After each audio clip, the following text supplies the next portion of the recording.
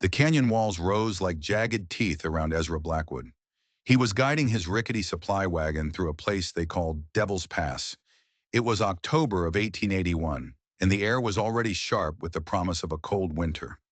Ezra was 48 years old, a man worn down by the war and the whiskey he used to forget it.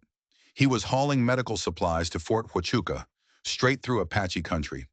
This was a place where a $500 bounty hung over every Native woman's head, a place where mercy was a death sentence. And that's when he saw her. She was slumped against a dead horse, the animal's body still warm. Blood seeped through the fine buckskin of her dress, a dress that clung to curves no Apache warrior was supposed to have. Raven black hair spilled across her bronze shoulders. Her chest rose and fell in shallow, ragged breaths. She was beautiful, and she was deadly.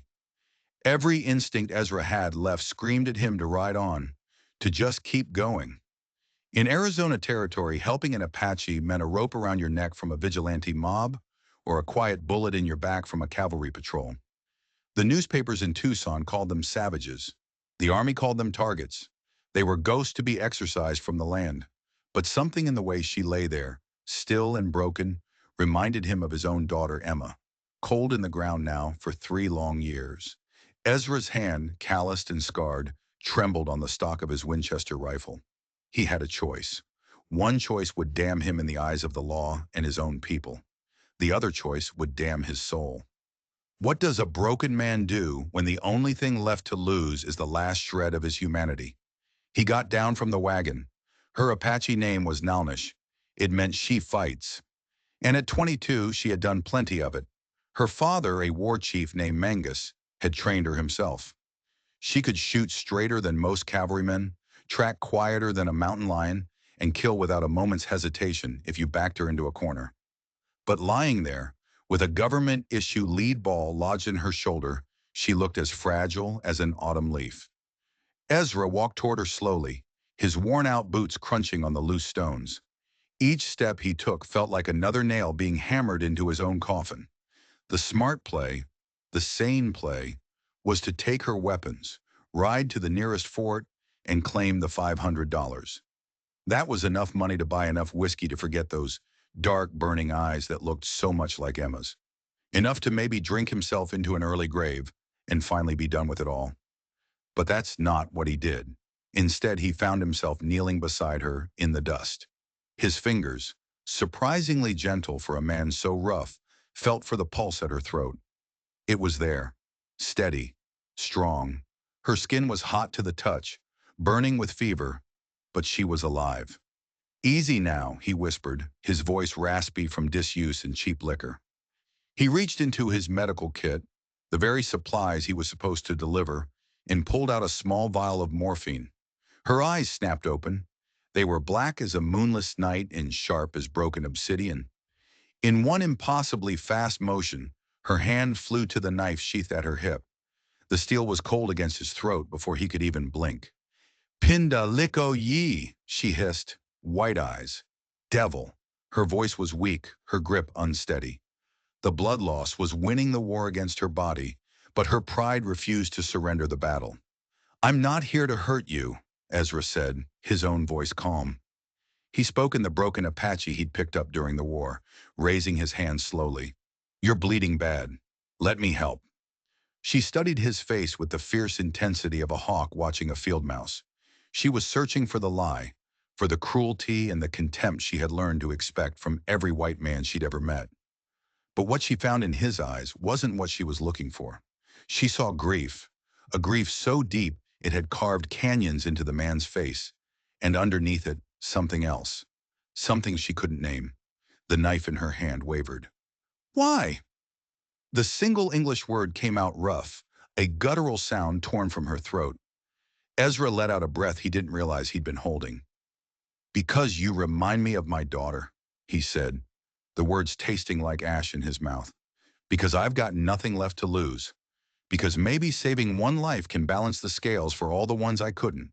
He paused. "And because it's the right thing to do." An eternity seemed to pass in the next few minutes. The desert sun beat down on them. A vulture circled high overhead, patient. At any moment, a cavalry patrol could ride over the rise. Every second he stayed here, he was sinking deeper into treason. He was a dead man one way or another. Finally, Nalnish let the knife drop. The clatter of steel on rock was the loudest sound Ezra had ever heard. He worked fast. His old army medic training kicked in, muscle memory taking over where conscious thought failed. He administered the morphine, a small dose for the pain. He took his own shirt off his back and tore it into strips to bind the wound. To get to the bullet hole, he had to cut away a piece of her buckskin dress, revealing smooth bronze skin marred by the ugly purple bruise surrounding the entry wound. She was beautiful in the way a desert thunderstorm is beautiful. Dangerous, wild, and untamed. "You need a doctor," he said, tying off the makeshift bandage. "No." Her voice was still weak, but it carried an edge of pure steel. "Take me to my father. You know the name. Mangus." Ezra froze. Every white man in the territory knew that name. Mangus, the ghost, the last free war chief of the Chiricahua Apache, the man who had been dancing circles around the U.S. Army for 2 solid years, leaving a trail of ambush patrols and burned-out supply depots in his wake. The Army wanted him dead more than any other man, red or white, and Ezra was now patching up his daughter like she was his own kin. This had gone from dangerous to suicidal. "That's 40 miles, Ezra said, his voice flat. 40 miles through country crawling with soldiers who get paid to take your scalp." "Then we better ride hard," she countered. She tried to sit up, her jaw clenched tight against a fresh wave of pain. She looked him dead in the eye. "Help me, or I will tell the first patrol we see that you tried to take liberties with me. An Apache woman. See how that plays out in Tombstone." The threat hung in the air between them, thick and choking like gun smoke. And she was right. He knew she was right. In a territory where Apache raids had left a bloody scar across the landscape, where families had been slaughtered and homesteads burned to the ground, the mere suggestion of what she was threatening would get him hanged from the nearest cottonwood tree without a trial. No one would ask any questions. But as he looked into those fierce, defiant eyes, Ezra felt something shift deep inside him. It was a feeling he hadn't had in years, not since Sarah and Emma died. It was purpose. "There's a storm coming," he said, glancing at the darkening sky. "We'll travel at night, hole up during the day, and you will do exactly what I say, when I say it." She almost smiled. "I am not some soft white woman who needs your protection." "No," Ezra agreed, standing up and offering her a hand. "You're an Apache warrior with a bullet in her shoulder, traveling with the enemy through the most dangerous country in America. So maybe for once, you listen to the enemy who's trying to keep you alive." Something flickered in her expression. Surprise, maybe even a sliver of respect.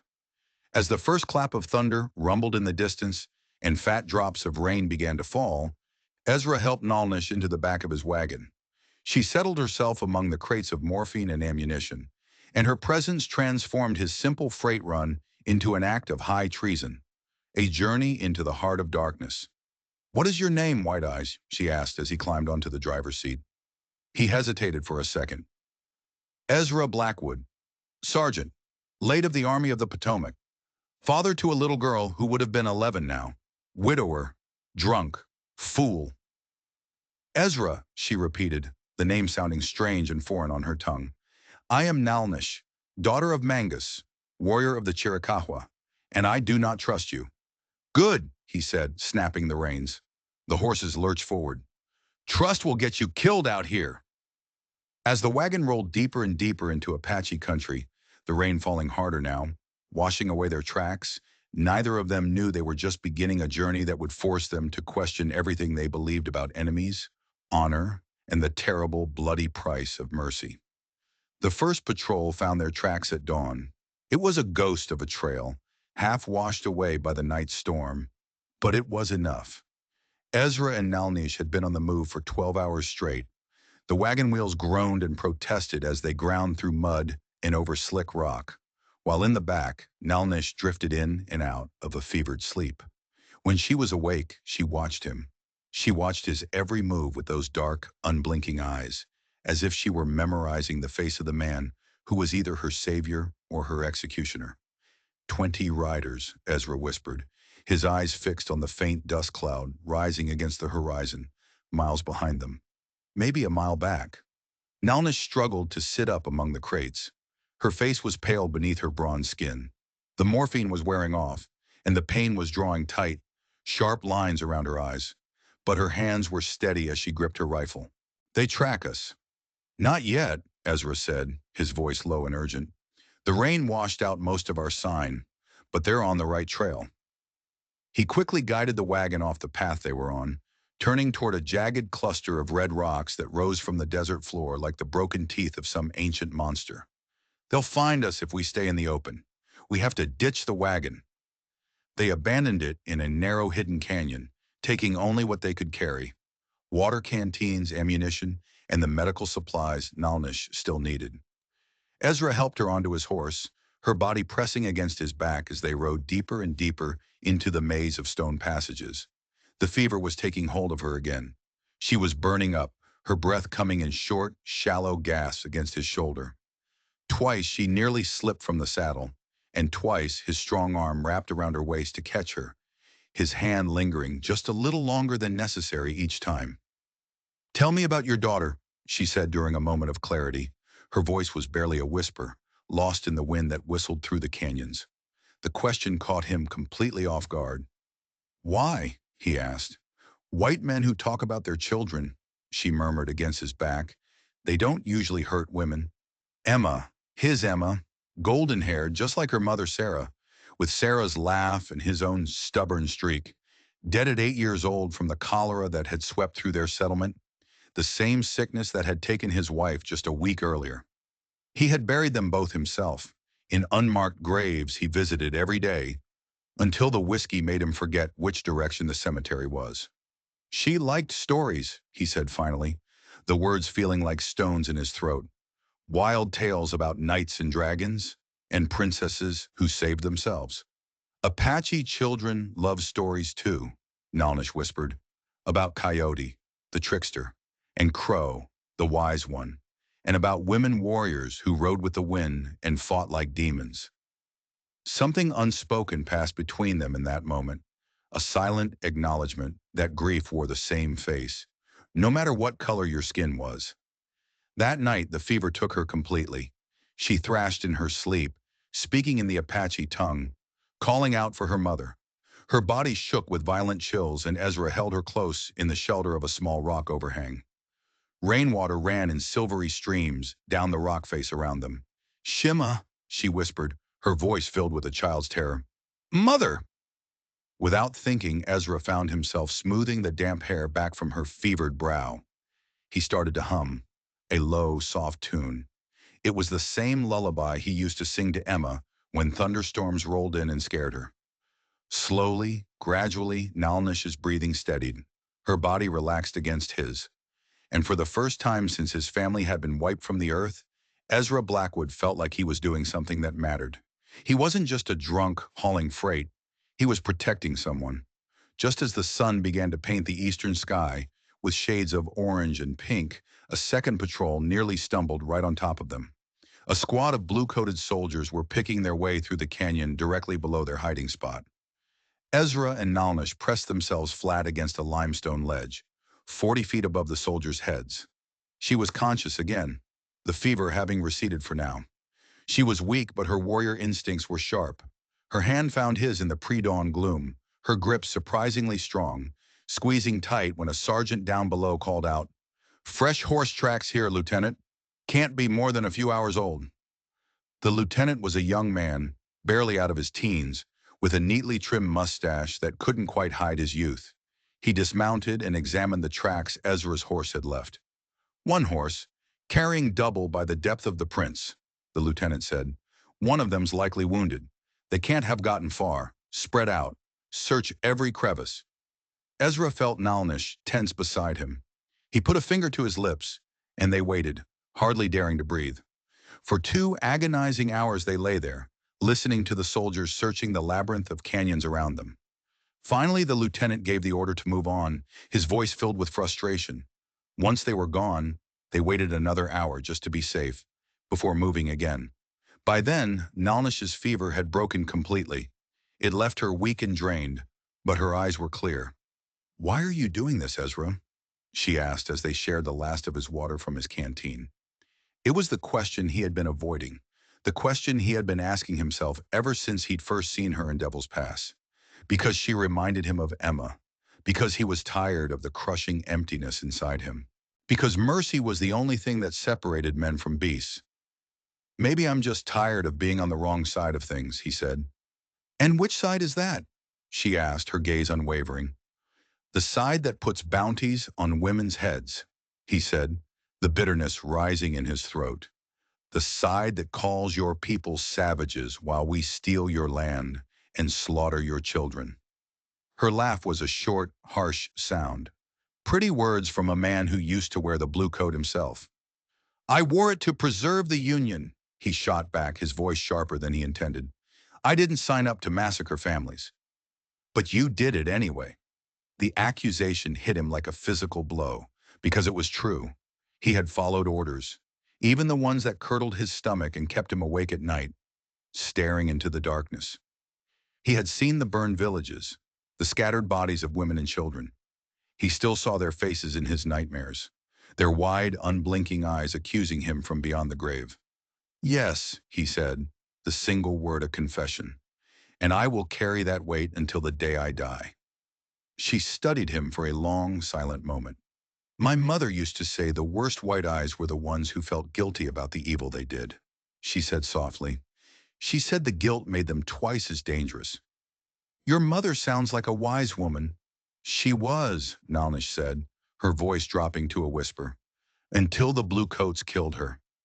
The words hung in the air between them, a challenge and a condemnation. This was it. This was the moment where it all fell apart.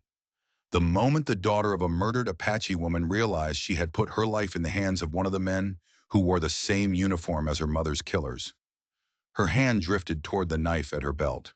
But instead of drawing it, Nalnish reached out and her fingers gently traced the long, puckered scar on his left hand, a souvenir from the Battle of Antietam. "This is where you learned to hate the war," she said.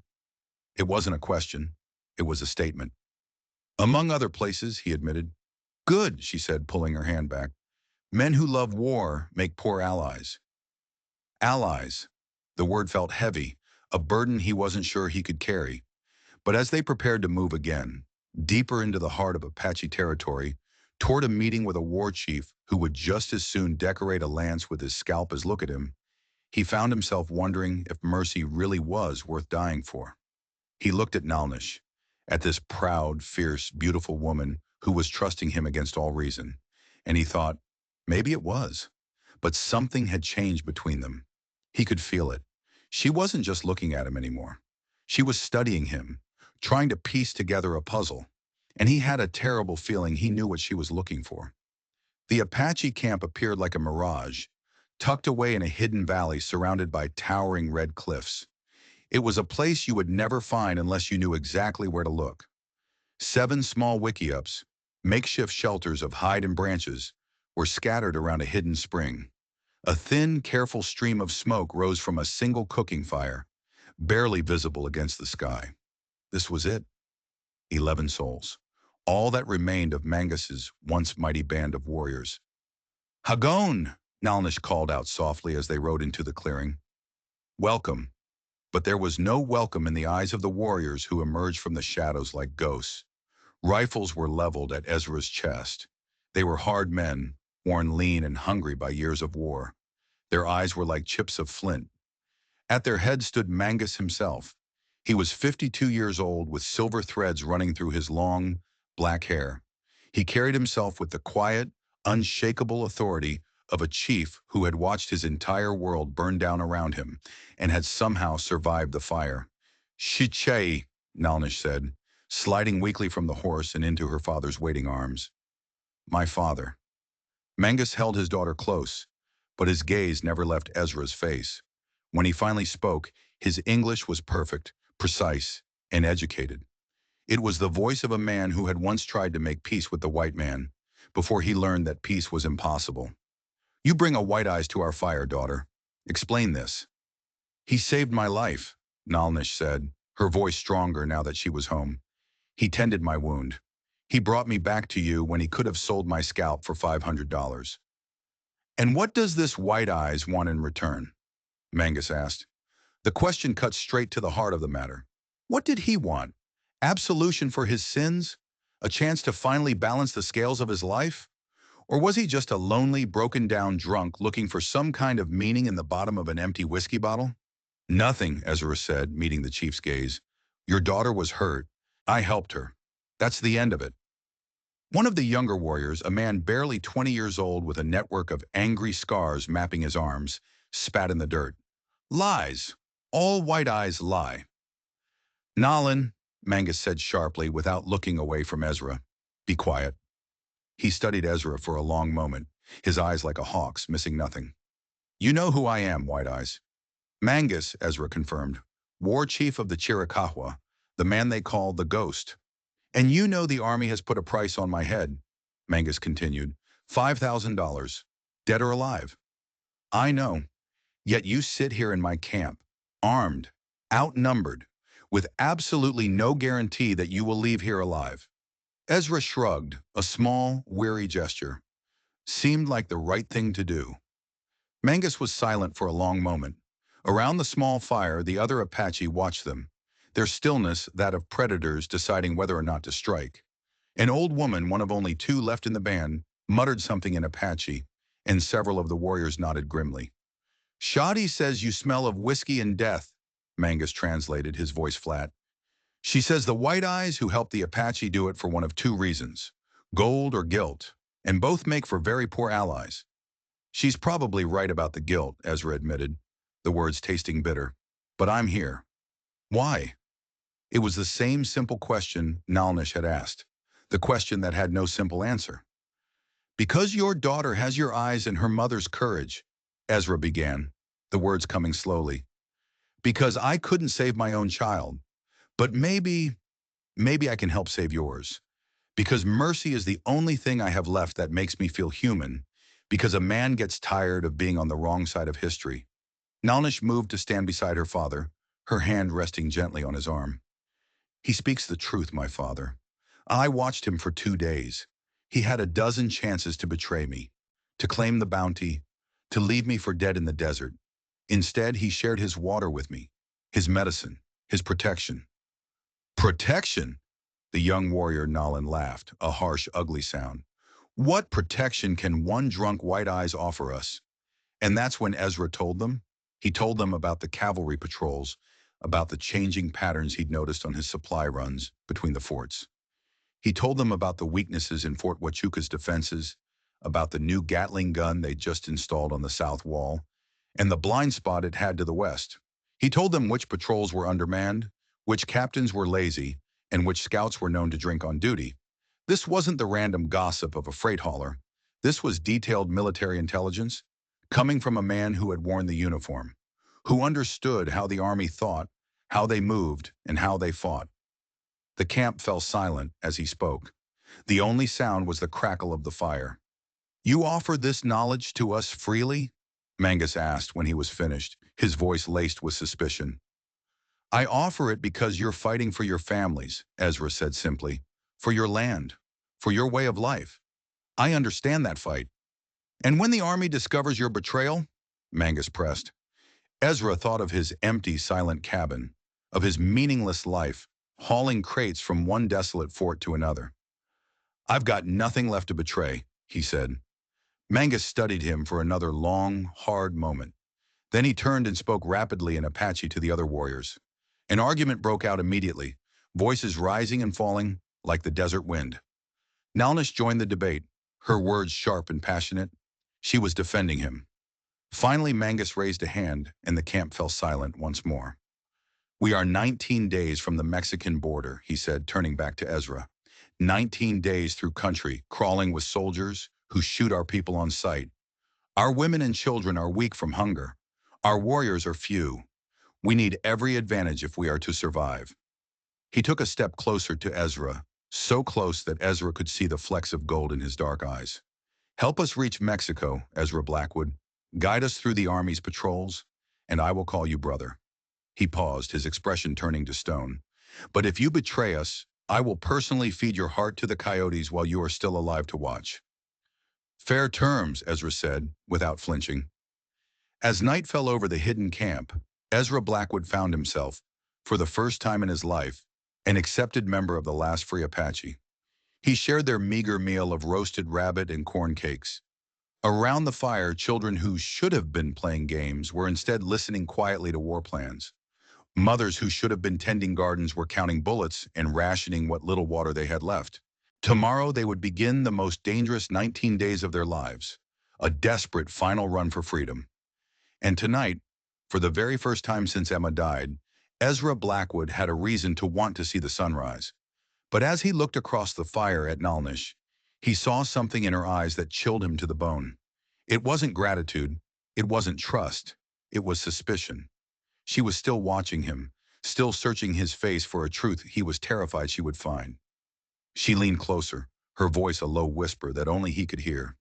"You served in the Colorado campaigns, didn't you? Under Colonel Chivington?" The blood drained from Ezra's face. Sand Creek.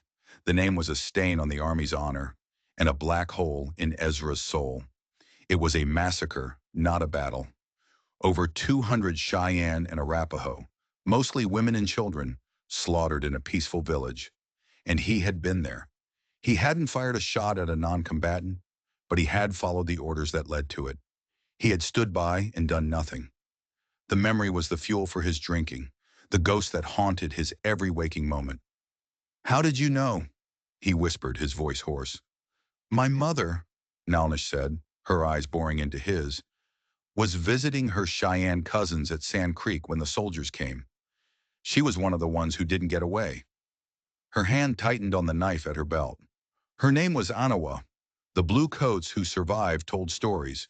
They talked about a sergeant who tried to stop the killing. A man they called the preacher because he was always quoting the Bible.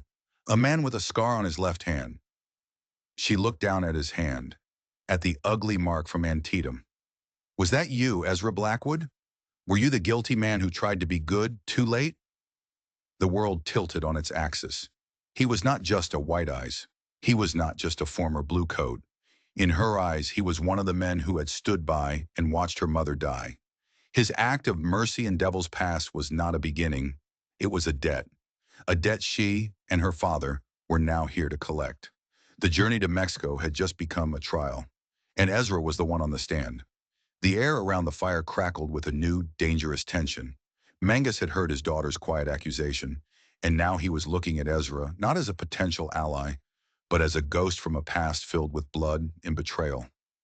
The other warriors, Nolan in particular, looked at him with open hatred. He was no longer a potential savior. He was a serpent they had foolishly welcomed into their midst. "Is this true?" Mangus asked, his voice deceptively calm. Ezra couldn't speak. He could only nod, the shame of it, a physical weight pressing down on him, stealing the air from his lungs. He had spent years trying to drown that memory in whiskey, but here it was, risen from its shallow grave. "I tried to stop them," Ezra finally managed to say, his voice a broken whisper. "I told my captain they were flying a peace flag. He, he threatened to shoot me for insubordination." He had stood there, frozen as the slaughter began. The screams of the women and children still echoed in his nightmares. It was the moment his soul had broken. Nalnish's face was a mask of cold fury. The man who had saved her life was inextricably linked to the day her world had been destroyed. The grief and rage she had carried since she was a little girl now had a face. His face. "You did nothing," she hissed. "You stood by. That makes you just as guilty as the men who pulled the triggers." "She's right," Ezra said, looking at Mangus. He didn't try to defend himself. He couldn't. "There's no excuse for what happened that day, or for what I failed to do." He expected Nalin to leap across the fire and slit his throat. He almost welcomed it. It would be a cleaner end than the one he deserved. But Mangus held up a hand, stopping the young warrior in his tracks. The chief's mind was working, weighing the options. He was a pragmatist above all else, a survivor. His personal feelings were a luxury he could not afford. "Your guilt is a weapon, Ezra Blackwood," Mangus said slowly, his eyes calculating. "A weapon I can use. A guilty man is a predictable man, A man desperate for redemption will do things an ordinary man will not. He unrolled a worn leather map on the ground between them. It showed the winding canyons and dry riverbeds that lay between them and the Mexican border. The army is hunting us. They have a new commander at Fort Bowie, a man they call the Wolf, Colonel Elias Croft. Do you know him? Ezra's blood ran cold. Elias Croft. He had been Captain Croft back then, his commanding officer, the man who had given the order to open fire at Sand Creek, the man who had threatened to put a bullet in Ezra's own head. Croft wasn't just hunting Apache. He was a man who buried his secrets, and Ezra Blackwood was a secret Croft would want buried deep. I know him, Ezra said, his voice grim. He won't stop, not until you're all dead or on the reservation. Then you will help us disappear, Mangus stated. It wasn't a request. He pointed to a spot on the map, a treacherous network of canyons known as Skeleton Draw. Croft will expect us to take the high ground, through the Dragoon Mountains. It's the fastest route. But you say Croft knows you. He knows how you think. Where will he set his trap? This was it, his test, a test of loyalty, a test of knowledge, a test of his soul. His life and the lives of these last 11 Apache depended on his answer. He looked from the map to Nalnish's unforgiving face. He had to prove he was more than the coward from Sand Creek. He won't trap you in the mountains, Ezra said, his mind racing, putting himself in Croft's boots. That's what you expect. Croft is arrogant. He'll want to make a statement. He'll drive you down from the high ground. He'll want to corner you in the open. He pointed to a different location on the map, a wide, flat basin called Dead Horse Flats. He'll set the trap here. He'll use 2 patrols to flank you, push you into the basin, and a third with the Gatling gun will be waiting here. On this ridge, it will be a slaughter. Mangus studied the map, and then Ezra's face for a long time. You are very certain. I know the man, Ezra said. His vanity will be his undoing. Or yours, Nolan sneered. We will ride at midnight, Mangus declared, rolling up the map. We will head for Skeleton Draw, as you suggest. Nolan, you and 2 others will ride with the White Eyes. You will be his shadow. If he has led us true, you will protect him. If this is a betrayal, Mangus let the sentence hang in the air, the threat clear and absolute. Ezra was now a prisoner, his life held in the balance by the very people he was trying to save, one of whom was the daughter of a woman he had watched die. As they prepared to leave, Nalish approached him in the darkness, away from the others. I want to believe you are not the man you were that day, she said, her voice low and intense. For my sake and for yours, I hope you are telling the truth. Because if my people die because of you, I will not wait for Nolan. I will kill you myself. She turned and walked away, leaving him alone with his ghosts. The journey ahead was no longer about escape. It was about atonement. And Ezra knew, with a certainty that chilled him to the marrow, that not everyone was going to make it to Mexico alive. The ride through the moonless night was tense and silent. Ezra led the way, with Nalan and the 2 other warriors riding so close he could feel the heat from their horses. They were his guards and his potential executioners. Every shadow seemed to hold a blue-coated soldier. Every gust of wind sounded like a whispered command. They moved like ghosts through the broken country, their horses' hooves wrapped in cloth to muffle the sound. Nalnish rode beside her father, her eyes constantly scanning the darkness, her rifle held ready across her lap. She never looked at Ezra, but he could feel her gaze on him, a constant, heavy pressure. They reached the entrance to Skeleton Draw just before dawn. It was a narrow, twisting canyon, its walls carved by centuries of wind and water into eerie, bone-like formations. It was the perfect place for an ambush. If Ezra was wrong, if Croft's trap was here instead of at Dead Horse Flats, they would all be dead in minutes. Mangus held up a hand, halting the small group. He gestured for Ezra to dismount. You will go first, the chief commanded. On foot, you and Nalan. If the way is clear, you will give the call of the owl. If it is a trap, he didn't need to finish. Ezra and Nalan crept into the canyon, moving from shadow to shadow. The silence was absolute. Nalan had his knife in his hand, the blade gleaming faintly in the pre-dawn light. He stayed a few feet behind Ezra, close enough to strike in an instant. They moved deeper into the canyon, 100 yards, then 200. It was empty, eerily empty. There were no tracks, no sign of soldiers. Ezra let out a breath he hadn't realized he was holding. He was about to give the owl call when something caught his eye. A glint of metal high up on the canyon rim. Not sunlight on rock. It was the reflection from a spyglass lens. And it wasn't where soldiers would be if they were setting an ambush. It was on the wrong side of the canyon, in a position that offered a view not into the canyon, but back the way they had come. They weren't being watched from the front. They were being watched from behind. "It's a trap," Ezra whispered, grabbing Nolan's arm and pulling him back behind a large boulder. "Liar," Nolan hissed, raising his knife. "The canyon is empty." "Not for us," Ezra said urgently, his mind racing, the pieces clicking into place with sickening speed. "The trap isn't in front of us. It's behind us. Croft knew I was with you. He's not trying to guess where you'll go. He's letting me lead you into his arms. He's not trapping the Apache, he's trapping me." Before Nolan could react, a single rifle shot echoed through the canyon. It didn't come from ahead of them. It came from the canyon mouth, behind them. It was a signal. Suddenly, the canyon walls erupted with gunfire. Soldiers seemed to rise out of the very rocks, pouring a deadly crossfire into the mouth of the canyon, where Mangus and the others were waiting. It was a perfect trap, a trap designed by someone who knew their exact route, their exact timing. Someone had betrayed them. It wasn't Ezra, which meant it was one of their own. In the chaos, Ezra saw Mangus go down, clutching his side. Nalnish screamed her father's name, firing her rifle at the shadowy figures on the ridge.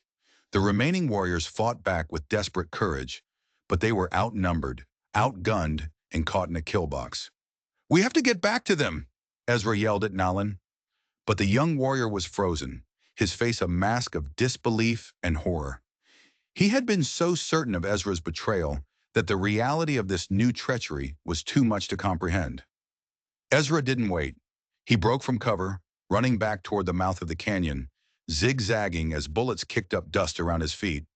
He saw Colonel Croft on the ridge, directing the fire, his face grimly triumphant. Their eyes met for a brief second across the battlefield, a silent acknowledgement between two men bound by a dark past. Ezra reached Mangus, who was bleeding heavily from a wound in his abdomen. "Get Nalnish out of here!" the old chief gasped, pushing a rifle into Ezra's hands. "Go! Live to fight another day!" "I'm not leaving you!" Nalnish cried, trying to stop the bleeding with a strip of cloth. "There's another way out," Ezra said, his mind working furiously. "A small game trail halfway down the canyon, on the west wall. It leads up to the high mesa. You can escape that way. I'll hold them off." "Why should we trust you?" Nalan screamed, finally joining them behind the meager cover of their dead horses. "This is your fault." "Because I'm the only chance you've got," Ezra yelled back, firing the rifle at the ridge, forcing two soldiers to duck for cover. He looked at Nalnish, his eyes pleading. "I owe your mother a debt, Nalnish. Let me pay it. Get your people out of here. Please." For a heart-stopping second, she hesitated. Then she nodded. "Nalan, help me with my father. We go to the west wall," she commanded. The remaining warriors laid down a covering fire while Nalin and another warrior, half dragged, half carried the wounded chief deeper into the canyon. Ezra was left alone, with two rifles and a dwindling supply of ammunition, facing Croft's entire company. He knew he wasn't going to walk away from this. This was his Antietam, his Sand Creek all over again.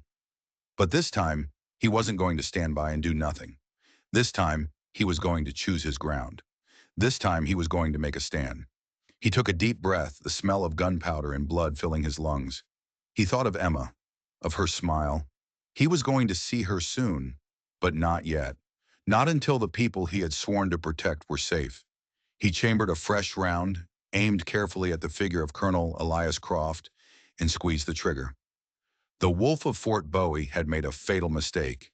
He had cornered a man who had absolutely nothing left to lose. And a man like that is the most dangerous animal on earth. The bullet from Ezra's rifle flew true, catching Colonel Croft high in the shoulder, spinning him around and knocking him to the ground. A roar of anger went up from the soldiers on the ridge. Their commander was down. Their focus, which had been divided, now centered entirely on the lone figure firing from behind the dead horses. It was exactly what Ezra wanted. Every bullet they fired at him was a bullet not being fired at the escaping Apache. He became a whirlwind of motion, firing one rifle until it was empty, then grabbing the other. He wasn't trying to win. He was just trying to buy time. He moved from cover to cover, a ghost in the morning light, making them think he was more than one man. The soldiers, now leaderless and enraged, charged recklessly into the canyon mouth, straight into his field of fire. He took down 3 of them before the sheer volume of their return fire drove him back. A bullet tore through his leg and he cried out, stumbling behind a rock outcropping. The pain was white-hot, blinding. He gritted his teeth, tearing another strip from his shirt to create a makeshift tourniquet. He could hear the soldiers getting closer, their boots crunching on the gravel. He was trapped. From deeper in the canyon, he heard a single high-pitched war cry. Nalnish. She appeared on a ledge 30 feet above the canyon floor, having circled back after getting her father and the others to safety on the game trail. With her was Nalin. They opened fire on the soldiers from above, their shots accurate and deadly. The cavalrymen were caught in a crossfire, confused, their attack faltering. They had assumed they were only fighting one man. The momentary chaos gave Ezra the opening he needed.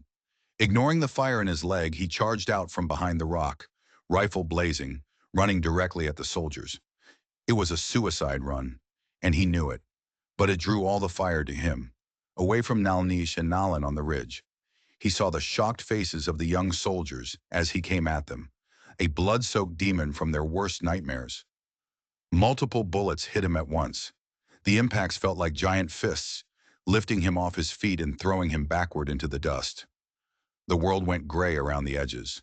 The last thing he saw was Nalnish's face, high above him, her expression a mixture of horror and awe. The last thing he heard was the sound of the soldiers retreating in disarray, their will to fight broken. He had paid the debt. He awoke to Nalnish kneeling beside him, her hands gently touching his face. The fighting was over. The survivors of the patrol had fled. "Hos-ho," she whispered, the Apache word for peace, for balance. "You saved us all." His vision was blurry. The world was fading fast. "Did I save Emma too?" he asked, the words barely a whisper, his breath catching in his chest. "Did I finally balance the scales?" Tears streamed down Nalnish's face, washing away the dust and gunpowder. "Yes, Ezra Blackwood," she lied, her voice thick with a kindness that broke his heart. "She's proud of you. My mother is proud of you too." He managed a small, bloody smile. He saw a flash of golden hair, heard the faint echo of a little girl's laughter. And then, Ezra Blackwood knew no more. They buried him there, at the mouth of Skeleton Draw, in the custom of the Apache warriors. They wrapped him in his own blanket and placed his rifle beside him, so his spirit could ride the wind, forever free. Mangus, who would survive his wounds, spoke the words for a fallen warrior over the grave, calling him brother. Nalnish placed a small bundle of wild desert flowers on the fresh mound of earth. She cried for the White Eyes who had been both a monster from her past and the savior of her future. They later learned the truth. Nalan, the young warrior who had hated Ezra so much, had been the traitor. His family had been taken by the army and were being held at San Carlos Reservation. Colonel Croft had promised to release them if Nalan led Mangus's band into the trap. In the end, Nalan confessed his betrayal to Mangus and received a warrior's death at the chief's own hand. 20 years later, on that same San Carlos reservation, an old Apache woman with eyes that had seen too much war would gather her grandchildren around the fire. She would tell them the story of Ezra Blackwood, the drunk freight hauler, the guilty soldier. She would tell them that mercy knows no color, that courage comes in many forms, and that sometimes the greatest warriors are not the ones who kill, but the ones who sacrifice themselves to save others. In the end, Ezra Blackwood found his redemption not in the bottom of a bottle, but in the heart of the people his own kind had tried so hard to destroy. His Emma's laughter lived on, echoing in the voices of the Apache children who grew up to have children of their own, all because one broken man finally chose love over hate. If this story moved you, do me a favor and hit that like button and let me know in the comments where you're watching from tonight. And if you want more tales from the untamed frontier, where honor was a rare commodity earned one impossible choice at a time, don't forget to subscribe.